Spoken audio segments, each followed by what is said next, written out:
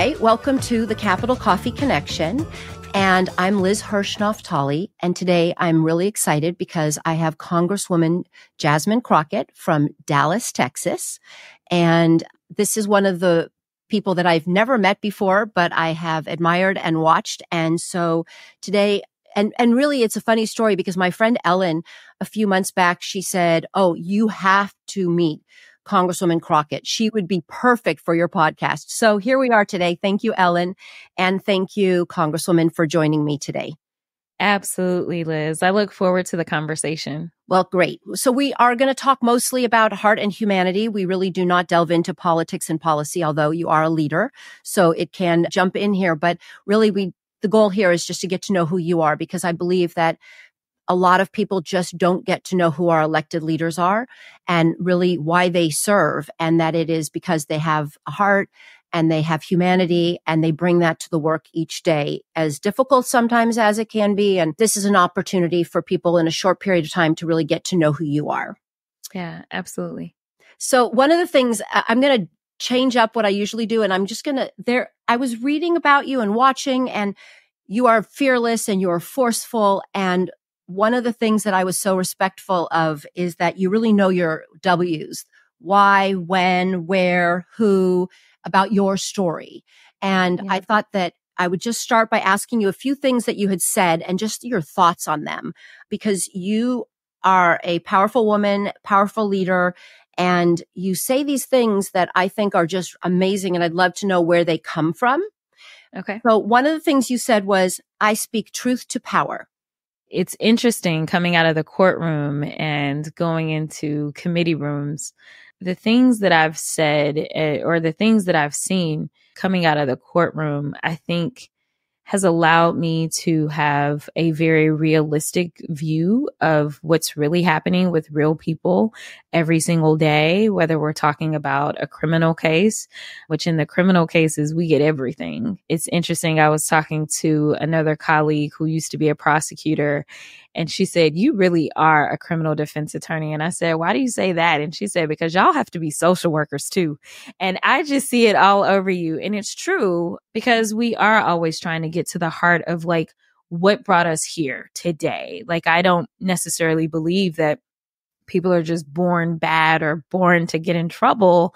I believe that situations arise and happen. And so for me, the courtroom is really where we were always supposed to seek the truth. For me, knowing what I know and knowing the stories of very real people, the only reason I would leave the courtroom and go into a committee room is so that we literally could speak some truth to power and make sure that real stories are getting out there, because the power really belongs to the people in and of itself anyway. And it's important that we never lose focus of that. And so I keep the people at the center of everything I do. Right. And you also said about your role that you said the seats are not ours. They belong to the people. They do. They do. The seat will never be Congresswoman Crockett's. Now, when we look at the House or when we look at the U.S. Senate, you may believe that the seats have become the members because they sit in them for quite some time with us not having term limits. But I think so long as I keep that perspective, which is the real perspective, right, which it doesn't belong to me, I think that it allows me to center my focus on who my boss is. And my boss is the people. And, the moment that I start to get so cushy that I believe that this seat has my name on it, that's when I lose focus of what I'm really supposed to be doing, which is serving. We are public servants, and I take it really seriously. And I think even sometimes the people get to the point that they believe that they don't have the power to change who's in the seat because somebody's been there so long. But I never, ever want to get that comfortable that I believe that the seat belongs to me. And you also said, just as an adding to that, which was like you made a reference of between the kings and the queens versus public servants. Yeah, absolutely. There tends to be, and I hate to be this way, but there are definitely older members. And when I say older, I mean people that have been in the institution for longer. You can tell, like, they walk into like rooms and it's like they're elevated. Right. And I walk into rooms and I always introduce myself as Jasmine. Even when we run my campaigns, we run on my first name. And definitely there are people that are like, listen, you went through a lot. You're one of less than 60 Black women to ever walk in the halls of Congress. And so we will use the title that you have fought for and you have earned. And I absolutely appreciate that. But I never, ever want anyone to feel like I'm not their hired gun. Yeah. Because that's what I am. I'm their hired gun. And it's not about the people serving me. It's about me pleasing them and me making them feel like they have the representation that they deserve. I was at a high school this week in my district, or actually last week. I was at this high school and I was just going to learn more about what this specific school did because it's a little different than traditional schools. And one of the students that was taking me around, it's an all boys school, public. And one of the students that was taking me around, we entered into choir class and he almost was in tears. And I was like, what's up? And he was like, I just got to tell you, like, I love you. Like, you're my hero. And this is a kid that can't even vote yet. It's a high school kid. And I'm like, what? And he's like, oh, I've watched so many of your videos. And I'm like, really? Because when I was in high school, I was not watching politicians at all. Right. And so he said, for once, I feel like there's somebody that is fighting for me. And I was like, I am so happy to hear that. I am so relieved to hear that. Because if there's anybody that I'm fighting for, it's you. And a lot of people don't think about y'all because y'all can't vote. Right. One day you'll be able to vote, but I really do believe in this next generation. I believe obviously in my seniors as well. But when I think about what will your legacy be?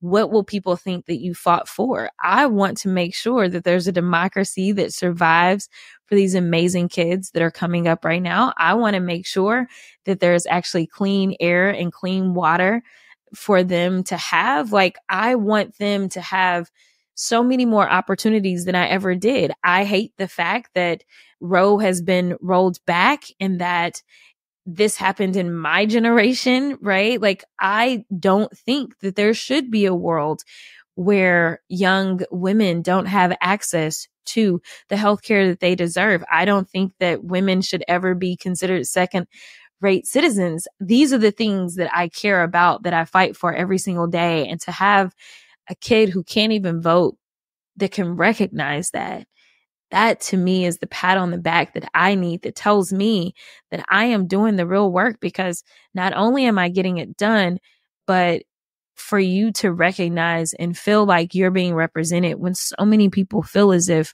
the people in DC are so disconnected from them. It really made my entire day. Well, I think it basically, it just hearing the story makes my day. And I think it's like that you believe in the people that you serve and they believe in you. And what you're saying is that you've been able to actually touch a young person's life, and that is most meaningful because, like you said, he doesn't vote yet, but he will be. So it's important. Tell me a little bit more about what your district is, where you represent in Texas. I know it's in Dallas. And, you know, some of the things that are special about the people that you represent just overall in Dallas, Texas. So I actually get the largest portion of the city of Dallas, but my district is it's actually the most compact district in the state. So it takes maybe about 30 minutes to get from the northernmost point to the southern tip. So I'm really blessed in that way, because not everybody can get across their district in 30 minutes. Before redistricting, I wasn't even going outside of Dallas County. So it was wholly contained in Dallas County. I now go into Tarrant County a little bit. And the only reason anybody probably knows about Tarrant County is because the Dallas Cowboys do not play in Dallas. They play in Tarrant County. So most people know about the Dallas Cowboys. So they play in the other county that I now represent. I don't have the stadium, but I do have some precincts in the city that they play in. But my district, besides being the most compact in the state of Texas, it's also the most African-American densely populated district in the state, naturally occurring. But we are approximately 48% citizen voting age population, African-American. And then I am close to 30% Latino citizen voting age population. So it is a majority minority district by far. I think they told me the average age was in the 30s, which is wild to me because I feel like it's a pretty senior district. Mm-hmm. But that's probably because I get like downtown Dallas, uptown Dallas. I get the Oaklawn area, which we affectionately refer to as the Gayborhood. And then I also get Dallas Love Field along with about 3 regional airports as well. So I actually have a ton of aviation, probably more aviation in my district than any other district in the state. Southwest Airlines is based in my district, along with JSX Airlines, along with 2 of the largest manufacturers of helicopters, Safran and Airbus, actually are also in my district, along with having the 4 total airports. So tons of aviation happens in my district. And we actually do lots of distribution. So there's a ton of distribution centers in my district. Mm-hmm. So lots of warehouses. I have more Home Depot distribution centers than any other district in the country. We've got 2 in my district, but I've of course got the biggies of Amazon. I've got JCPenney. I've got Walmart. I've got everybody in my district. So your neighborhoods are busy. You've got a lot of people working. Yes. And we are always trying to get more and more people working. I love it. But it's a great district. We also have 20% of my district live at or below poverty. And I also have the highest rate of incarceration of any district in the entire state. So lots of challenges economically, which, ties back to so many other things, housing, education, all the things that kind of tie in with the economics of it. So there's still more jobs that we can always get, more good paying jobs, right, is a fight that I'm always waging. And one of the things that I read about that I think is, again, really special is that you have relationships with leaders in Texas that are Republican. And that, could you talk just for a minute about the work you've done with Senator Cornyn? And I know that you are put together the STRIP Act, and that it's something that really, it's not political. It's really something that is human, and really the needs for people to have leadership that works together to help the people. Yeah, absolutely. So it's so interesting because I am definitely a Democrat through and through. I was a founding member of the Progressive Caucus. I'm a member in the Texas House. I'm a member of the Progressive Caucus in the U.S. House. But as someone who has always been the go-to for solving people's problems, because that's what lawyers are supposed to do, I approach lawmaking the same way. I have people that have elected me, and they elected me to solve some of the most difficult issues that they're facing in their lives. And it doesn't matter how I get there, but I got to get there. I got to solve it for my people. And so when I was in the state house, before people really started talking about fentanyl, as someone who had done criminal defense work, we were seeing a spike. We were seeing the problems.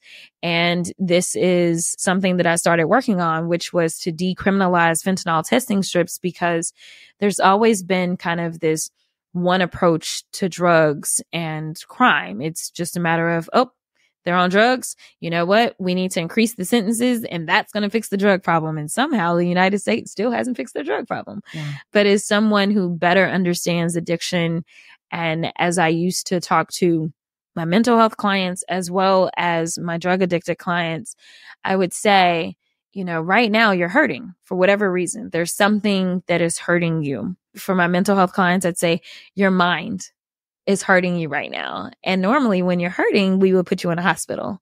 But the way things are set up a lot of times here, we take people to jail. Right. And so I don't think that there is one fix for drugs, but I approach it in a multifaceted way. And so one of the things for me is mitigation. I want to save lives. It can't just be, people are ODing on fentanyl. And so now we're just going to say everybody that's crossing the border is bringing in fentanyl, when that's not true. But instead, it's obviously making sure that we increase the detection at the border so that we can stop all types of drugs, because all drugs come through the border, as well as making sure that we're saving lives.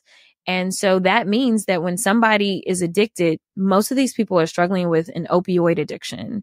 They actually don't know that their drugs are laced with fentanyl. Most people don't say, hey, I need fentanyl. I know. They really are struggling because they're addicted to opioids. And so they're buying what they believe is to be opioids off the street. But fentanyl is colorless and is tasteless. And so I was able to get a bill passed out of the state house. It didn't make it to, or actually get it passed out of committee. It didn't make it to a House vote when I was there, but I was not going to give up. And I thought, this is great because now I've got a bigger platform. By the time I got to the U.S. House, now everyone was talking about fentanyl and the dangers and the deaths. You know, I could have said, let me go find a Democrat in the Senate that will hopefully carry this. But Senator Cornyn from day one has actually been very helpful to me. I'm sure most people will remember that I didn't get to swear in like normal people get to swear into the House because we didn't have a speaker when we were supposed to. And because of that, there was no House. And one of the first people that called us was Cornyn's office. And they said, hey, we know you're probably getting phone calls because people are looking for their member to do stuff, but you can't do anything. We didn't have login access. We didn't have anything. I was not official until I could get sworn in. Right. And so they said, we're here to help you. And that was literally the first step that he took that made me feel like, well, let me at least try to talk to him. And then once we got sworn in, he set up a meeting for he and I to sit down and be able to talk face to face. And he told me that he wanted to be a partner, which again is something that I don't see happening very often in politics nowadays. Right. And I can appreciate. It doesn't mean that he's going to be my champion on repro. And I would never believe him to be that. But his point is that I am one of his members. Democrat or Republican, I am one of his members, and he serves the entire state of Texas. Right. And he said, where we can work together for the benefit of Texans, I want to do it. And he's actually proven to be true on that point. And as we've had a very chaotic House, he has actually gone out on the road and he sold the Strip Act and really been telling a lot of people about it. And so I'm proud to say that I can work in a bicameral, bipartisan way so that people know that politics really can work. It really can work in this country. You know, I know that there are some people that don't want to work across the aisle, but I believe in good governance. I believe in getting to the bottom line of helping people. And anybody that wants to help people, I really don't care which side of the aisle you come from. If you want to help people, then I am ready and willing to work. And he has been actually a great partner. Well, it's a beautiful story. And this is what he said. He said, I think she's been very approachable. It's not easy to get things done or bills passed in either of the two houses, especially if you don't have a dance partner. So I offered to be her dance partner, which I thought was beautiful. Yeah. He did. He did. And he really has been. So we've got other things that we're working on, some food insecurity things and everything. So I'm proud of the work that we can do. Unfortunately, I don't have the same working relationship with the other senator from my state. So I don't usually have very much to say about him, but I like to be honest in my politics. And I don't take people down just because they aren't from my party. I take people down because they're bad. And that's what you see in the viral videos. Yes. Yeah. But I've not had a bad thing to say about Cornyn. Obviously, I'm a very big repro girl. So, but you know, at least you know what you're getting, right? Like you know that that's not an area of agreement. We don't talk about it. We don't deal with it. But almost anything else we can actually talk through and work through. I love that. It's a nice story, and I think it's an important one. So thank you for sharing. So I'm gonna just switch a little bit and go back to like where you come from and just a little bit about your family. I know your father was a preacher. Mm-hmm. I don't know what your mom, what she did, but I know that she said that she knew you'd be something when you were young because you were very articulate as a young person. Could you tell us just a little bit about what it was like to grow up and what your family gave to you? Yeah. So I grew up as an only child in St. Louis, Missouri. I usually don't talk about my education very much because for politics, it's not necessarily the best thing, but you know, pretty transparent. So the deal is my parents worked multiple jobs and I went to public school until the 6th grade. And then there were some problems with like the junior high and they were very concerned. So they got additional jobs and they worked to put me into private school. So I was in private school until I graduated high school. And it's interesting that my mom says that because she was one of those people that I didn't get to rest, right? Like it wasn't a matter of go to school and maybe play some video games and maybe go outside. It was, You've got to do Delteens. You've got to be active in inroads. You've got to do Upward Bound. You've got to do MyUp. Like the list goes on and on and on. Junior achievement of all the things that she had me doing. And I'm so appreciative to her now. I was very tired when I was young, but very appreciative because she believed in exposing me to as many things as possible and also keeping me out of trouble. That was another way of her keeping me out of trouble. But it allowed me to gain leadership skills. I became a national officer in Top Teens of America. And I consistently kind of held offices. But funny enough, I never wanted to be in politics. So even throughout high school and everything, I held so many different offices, but politics was never on the radar. And my parents were voters, but they weren't political activists in any way. So they didn't push me that way. And growing up in St. Louis, it's not like I ever saw a Black Congresswoman. I mean, Missouri didn't get a Black Congresswoman until they got Cori Bush. So I didn't see it. So it just wasn't even part of my mindset really, which is why I do think it's really important that I exist in the way that I do, is because there are those that say, I can be that too. And I didn't have that for me. As I got older, obviously, and I studied a little bit and I became, the biggest fan of, my sorority sisters that were kind of leading the way for somebody like me, Barbara Jordan being the first Black woman to go to Congress from Texas. And then obviously Shirley Chisholm being the first Black woman ever to enter Congress. And they're both my sorority sisters. And so it was definitely later on in life that I was like, who knew? But I still wasn't that's going to be me because I was studying about them. I wasn't looking kind of in present day at them and seeing myself. But I grew up as an only child who stayed really, really busy and never thought that there was anything that I couldn't do. I just didn't necessarily think about all that I could do, if that makes sense. Yeah, no, it makes sense. I mean, when I grew up, I didn't know that women could be a president or a vice president. Now you think about it, we have a female vice president. But when I was growing up, we didn't have that. So I can understand. And I think that if a child can see it, then it's easier to believe it. And that's why, the people that represent should be like the people that are in our country. And, and that's an important part of people's experience in America, which is seeing people that look like them or seeing the potential for what they can be.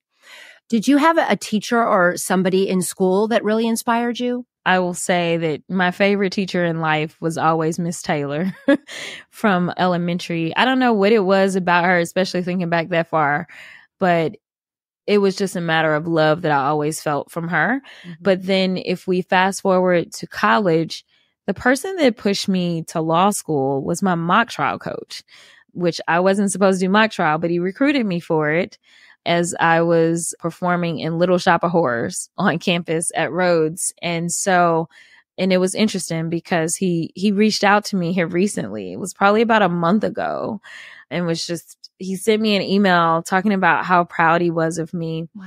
But he was the one that really told me, he was like, you need to come do mock trial. And I was like, no, I'm not going to law school. And he was like, no, you need to come do mock trial. So of course he asked me to try out. And of course I was going to make the team because he asked me to. Right. But ultimately I became an All-American at mock trial. And he was the one that told me you should apply to law school. And I was like, I'm a business major. I'm going to become a CPA. I'm not applying to law school. And he's like, just apply. And I got a full ride with a stipend. And I was like, well, if I don't like it, I'll quit.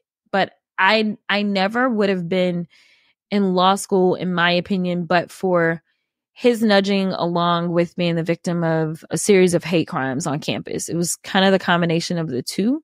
And I always tell people that God never whispers at me. He always yells at me.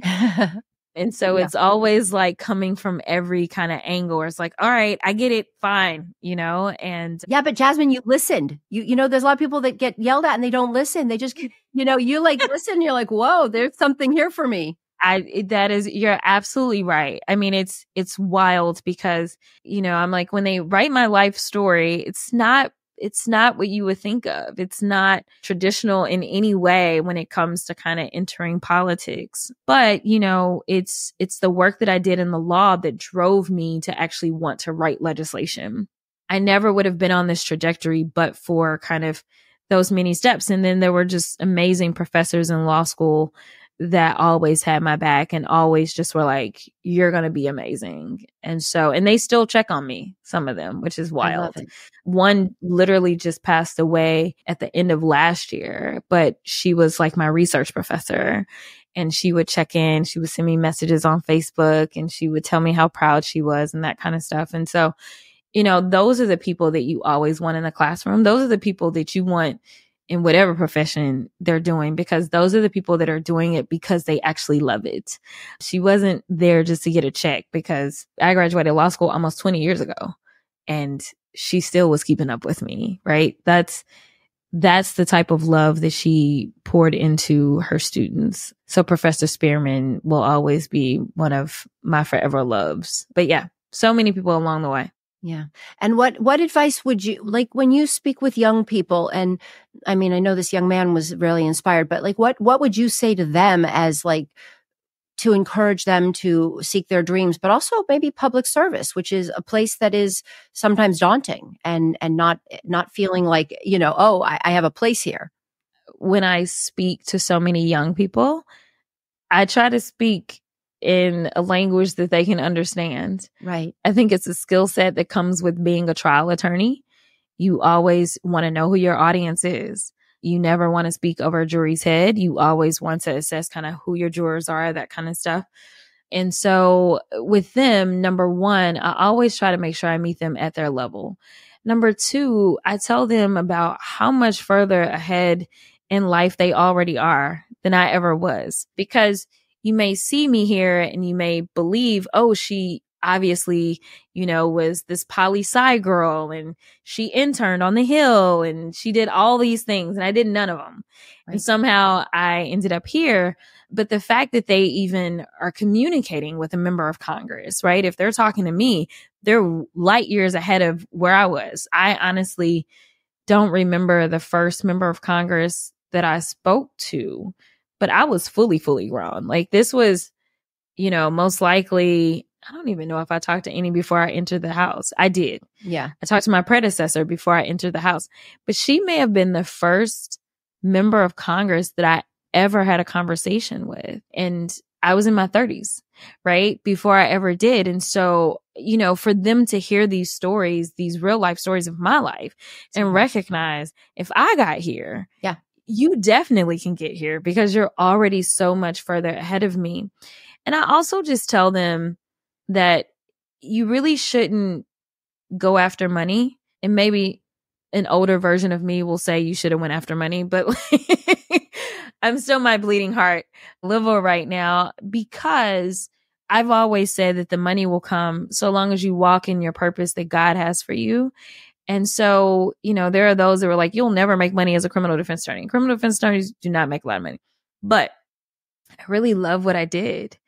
And it was my love and my frustration and that work, as well as the civil rights work, that made me say, I've got to do more. Right. And I've never missed anything that I needed. Right. And so I think that it's important that you focus on your purpose, because when you're like walking in it, like when I talk about Professor Spearman, literally you'll never feel like you're doing work. I mean, it doesn't mean it's going to be easy. That's for sure. Right. Like, you will still get tired, but you'll feel fulfilled, because you'll know that what you're doing is making a difference, whatever it is, whether it's music or whether it's accounting or whether it's being a lawyer or a doctor. Like, you'll feel fulfilled in what you're doing. And so I really try to encourage them in that way. And I also tell them, do not be freaked out if you don't have your life figured out, because by the time you're 18, your parents are on your back and they're like, where are you going to college? What are you majoring in? And I tell them, listen, I changed my major. I changed where I was going for grad school, and I give them license to literally explore and know that they can still have an amazing career, even if they don't have it all figured out at 18. Yeah, no, I think it's absolutely correct. And, nobody ever is happy when all their goal is to make money. And that's just something that also young people have to realize. And, to follow your passion, follow whatever, and try things is really the best advice. Okay, so I could speak to you for a lot longer, but I'm going to ask you a handful of questions now just for people to get to know you. And you can answer however you wish, but they're easy. Okay. They're kind of softballs. What is your favorite sound? Music of some sort, for sure. What's on your playlist? Oh, it's Beyonce. I'm a Texan. Yeah. So Beyonce. I mean, she dropped an album for me on my birthday. So absolutely. A couple Beyonce. weeks back. Yeah. It's a great one. It is. It is. Yeah. What is your favorite color? Black and purple. It was purple when I was growing up, but I'm obsessed with black. And what is your favorite smell? Okay, so this is going to sound weird, but just roll with me. I love when I walk into a fancy hotel and whatever fragrances, it's always the best. It's like when you walk into the fancy hotel, they never tell you what it is, but it's always the good stuff. I like that smell. It's the fancy hotel I smell. get it. No, I like that. I like that. I've never heard it, but I totally understand what you're saying. Who is your biggest cheerleader? That's a tough one, but I'm going to have to go with my mama. Yeah. Okay. I'm going to have to go with my mama. If my granny was alive, it'd probably be my granny, but I'm going to have to go with my mama. I think that's beautiful. Okay. This is a hard one. If you were on a desert island and you had one meal you could choose to have be on that island, what would it be? Chinese. I am obsessed with all Asian food, but specifically Chinese. Anything specific in Chinese food that is your favorite? Nope. I just love it all. Okay. Okay. What is your favorite household chore? I don't like household chores. Okay. So the one that I least despise is washing clothes. Okay.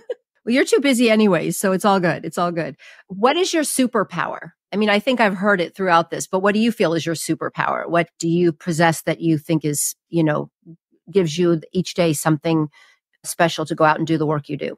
I think my ability to connect with people authentically is my superpower. Where in the world have you dreamed to travel that you have yet to go?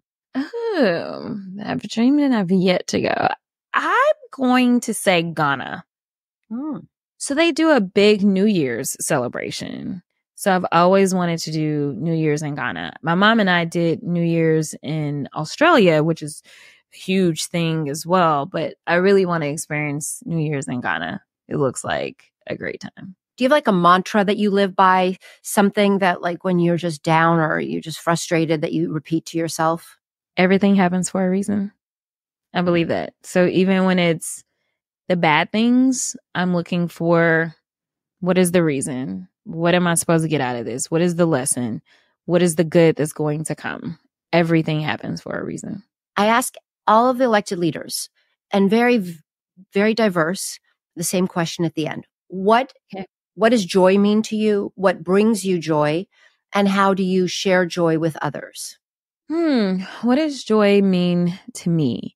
It means the opposite of stress, that is for sure, even though I live a very stressful life. So for me to be joyful means that I'm probably the lightest that I ever am because I'm not weighed down with worry and stress or overcome with, worry about either that moment or even the future. But I'm kind of just able to literally be as light as possible. And life for me is pretty heavy at most times. What brings me joy is there's a couple of things. I'm an only child, so I love to be at home and Netflix and chill by myself.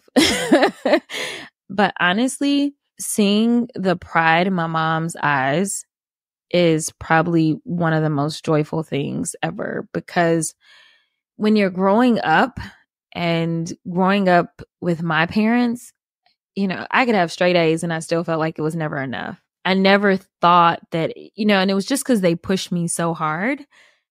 It's amazing because now it's like we're on the other side and, she tears up because I think that she does a better job of taking in the fact that the reality is that her daughter is in Congress. I think sometimes I have to slow down and just say, wait a minute, like this is kind of a big deal, because I'll run. And I have friends that are in elected office. One of my mentors from the state house, he would say to me, even when we were in the state house, he's like, your existence here is nothing like normal. And when I ascended to Congress, he said, please try to like just take it in every once in a while that you literally are in Congress. And every time that I get to see the pride in my mom's eyes, it gives me that moment to slow down and recognize that it really is a big deal. But because I'm like, this is my job and my people want me to deliver, like I just end up in that mode. And I really fail to recognize how big of a deal it is. You know, the fact that I've had dinner multiple times with the vice president in a small setting where we're just talking. And it's like, you're sitting with the vice president of the United States and it's a Black woman. Like, I'm sure one day I'll look back, but I'm usually going. So that's another thing that gives me joy. And then honestly, going home and talking to constituents, whether it's kids like the one that I got to talk to or just my older constituents that are just so proud and so thankful because they know that I'm working hard and they feel it and they approve of it. And just them being so prideful that I am their representative gives me joy. So those are my joys. And then the last one, I forgot the last one. Well, you pretty much said it, which is sharing your joy, which I think you share with your constituents, young and old, and absolutely with your mom. Yeah.